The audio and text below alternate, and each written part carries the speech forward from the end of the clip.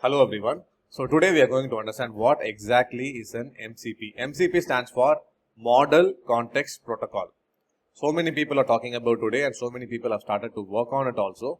But majority of folks have an intuitive understanding of what MCP is. Basically what it is it's like a USB-C port that using which your AI can connect to various different types of applications. This is a very high level understanding of what an MCP is. Today we will try to understand properly so that you know where MCP sits in today's world of LLM, given that we have RAG applications, agentic AI, right, different types of frameworks are available. Given that scenario, where does MCP sit? Now, to appreciate the model context protocol, let's take a step back and understand what HTTP is. HTTP is also a protocol, Hypertext Transfer Protocol. This is what we use day in and day out to communicate to various websites. For example, you have machineLearningPlus.com, right? So that machine learning plus ML plus, I'm writing it as ML plus here, machineLearningPlus.com. So it exposes a server to which your web browser can connect and make a HTTP request, right? Based on that request, the server will respond back with the appropriate response. For example, if you are trying to reach a web page that is present inside the server, it will give a proper response, right? If the web page is not present, it might give you a 404 response.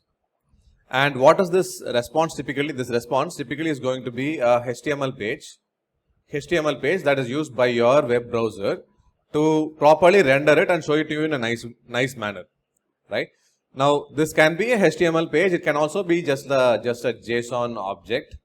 Something similar to, for example, if you have used Postman, any request that you make to Postman will give you back the data back in form of a JSON file, right? And most REST APIs that are being used in today's world use this kind of a format only.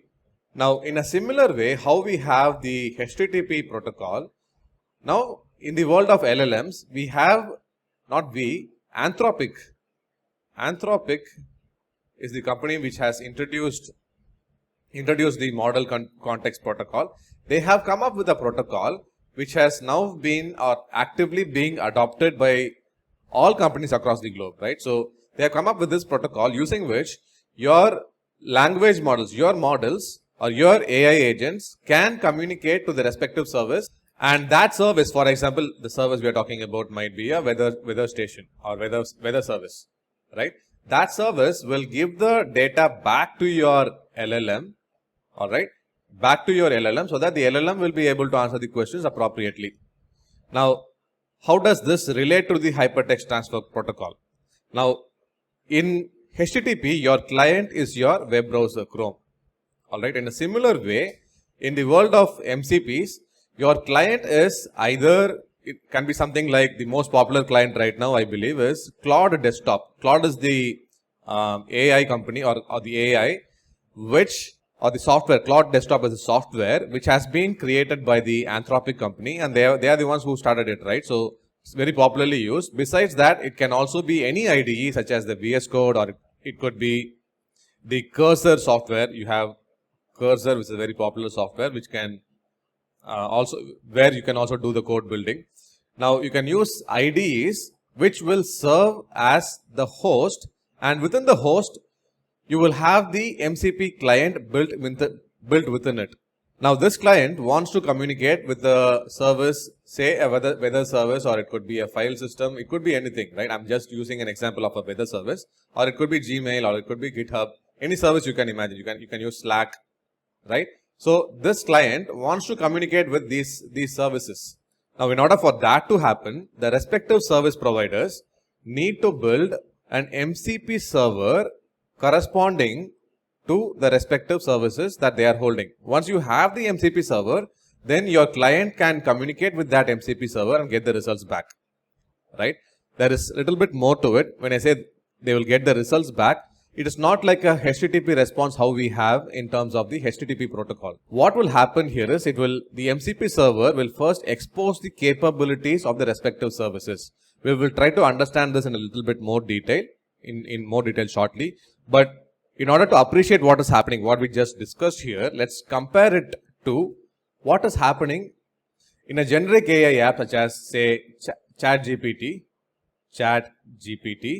or DeepSeek or any of the services, or even in terms of RAG, right? For example, in ChatGPT, you will ask the LLM or ChatGPT a particular question. Now, this LLM has been trained on a large amount of data, right?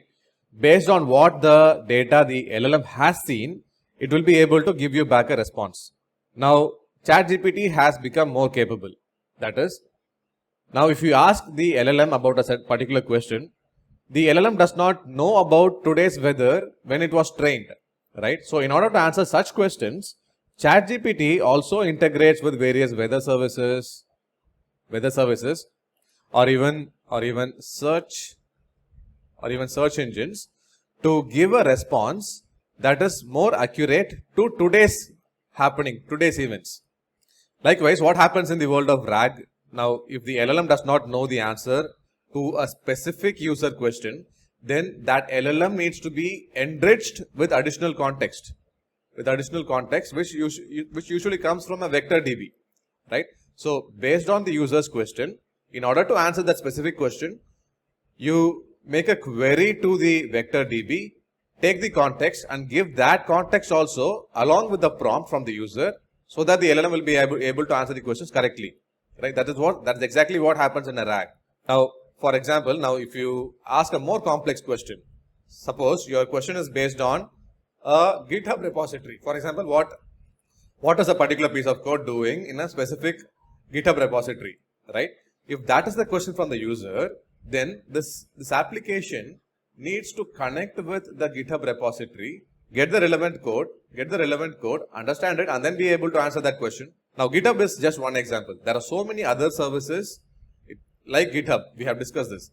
So, like this, there are so many other services. Now, LLM has to integrate with this kind of services, means a lot of custom development in the backend has to happen in order to integrate your AI application to the various services, right? A lot of different services are there, right? If you want to integrate your LLM or AI app with all these different services, a lot of development is involved. But what if all of these services uses a common API, or rather more accurately, a common protocol using which the AI app can connect to them and get the correct information back? This is exactly what the MCP achieves, right? This protocol of how the AI app, in this case, the MCP client, how your MCP client can communicate with your MCP servers. There will be an MCP server for each of the respective tools. This is primarily what the model context protocol does. Now, having a standard protocol for everyone to build upon makes all the AI apps collectively powerful. That way we can connect to our own MCP servers and build all sorts of tools. Now, let's go one step further. Now, how does the MCP client and the MCP server communicate? For example, you are communicating from say VS Code or Anthropic desktop, alright, or Cloud desktop. Now, here this might be something like a weather station, or it could be GitHub. You can think of any tool of your choice. You have the MCP server. Now what happens is, it is not like a HTTP request, or rather it's a two-step process where the client first sends an initial request. Alright, this initial request is sent to learn the capability of what all tools, data sources and prompts that the MCP server or the respective tool exposes. And that information, the capability, this is what we collectively call as a capability, that capability is sent back to the client. Now, client understands more about what this MCP server is all about. Now, you can make a more educated request of what exactly you want from the respective server. So, it's a two-step process instead of having a one-step process in terms of the HTTP requests. By the way, this has a huge advantage to traditional APIs. Let me explain. So, typically, for example, you have a stock market index provider. So, it gives you the price of a certain stock in a stock market for a given date. Now, the service takes two parameters, stock index and the date. And all the users connecting to it will give these two parameters. This is the first parameter, the date is the second parameter. They will give these two parameters and the server will send back the request or the response. Now, if the server decides to include one more additional parameter, which is the frequency, For example, instead of giving an hourly price, they decide to give the prices at a minute as well as a second level also. Now, if they have introduced this change, then all the users who are connecting to the server needs to make the change in their APIs, right? That change has to happen for the server to give you back the correct response. So, everyone must update their code. On the other hand, if the same thing can be implemented using the MCP protocol, what would happen here? The client would send an initial request, then the server will send back the capability, and in the capability it can communicate what are the different parameters that the client needs to send. Based on that information that the server has sent back, the client can further adjust and make the subsequent request. So, no change in code is required in this particular case. So, these are the two main advantages. It enhances the capability of the AI apps by giving it access to new tools and resources. At the same time, it is highly flexible. You can build stuff without having to break things very often. So, that's the underlying understanding of what an MCP is all about.